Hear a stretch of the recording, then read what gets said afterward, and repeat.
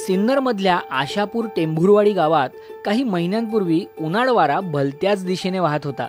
गावातली एखादी व्यक्ती जरी समोरून चालली ना, त्याच्याबद्दल लगेच कुणीतरी काहीतरी बोलायचं, वाकडंच बोलायचं, त्याला असं टोचून बोलल्या संग. आणि हाच वेळ आमचा असा कंटिन्यू निघून जायचा.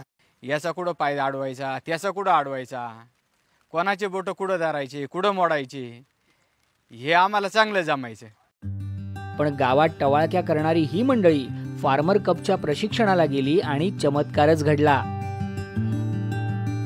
ज्या वेळेस त्यांचं ट्रेनिंग पूर्ण झालं आणि ते माघारी यायचा प्रवास चालू होता, त्यावेळेस त्यांच्यात म्हणजे जबरदस्त बदल बघायला मिळाला. गाडीत बसल्यावर तिने पहिला आपला गट रजिस्टर केला.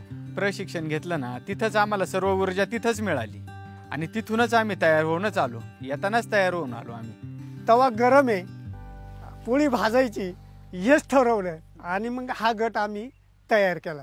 लागलीच शेतकरी गट तयार झाला आणि सगळा आळस झटकून ही मंडळी कामाला लागली.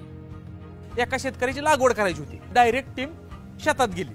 शेतात गेल्यानंतर ते काम त्यांनी लिटरली 1 ते 1.5 तासात पूर्ण केलं. त्यांचा आत्मविश्वास प्रचंड वाढलेला होता.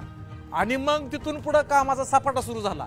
दररोज सकाळी 8 वाजता ती शेतकरी कोणाच्या ना कोणाच्या वावरात असतात. मग हळूहळू ती सवय लागली आणि आमच्यातही परिवर्तन झालं.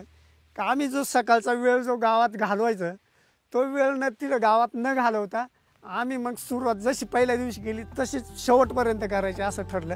एकमेकांच्या खांद्याला खांदा लावून काम केल्याने सर्वजण अंतर्बाह्य बदलून गेले. पहिलं शरीर जड होतं, चालताना दम लागायचा, हिंमत नव्हती, मनगटात दम नव्हता, आपण एखादं काम करू असं ध्येय नव्हतं. आता अंग दुखत होतं पूर्वी बसून बसून, आता अंग दुखत नाही ना. आता सराव झाल्यामुळे काय होतं, एनर्जी उत्पन्न तयार होते. सकाळी उठलं का असं वाटतं कुठंतरी काम केलं पाहिजे.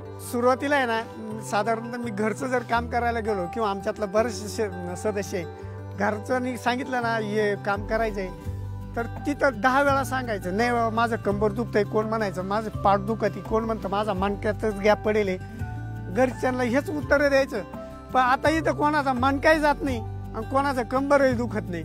आणि घरचे पण म्हणायला लागले का तुमच्यामध्ये काहीतरी वेगळंच झाले, तुम्हाला काही कुणी केलंय का काय.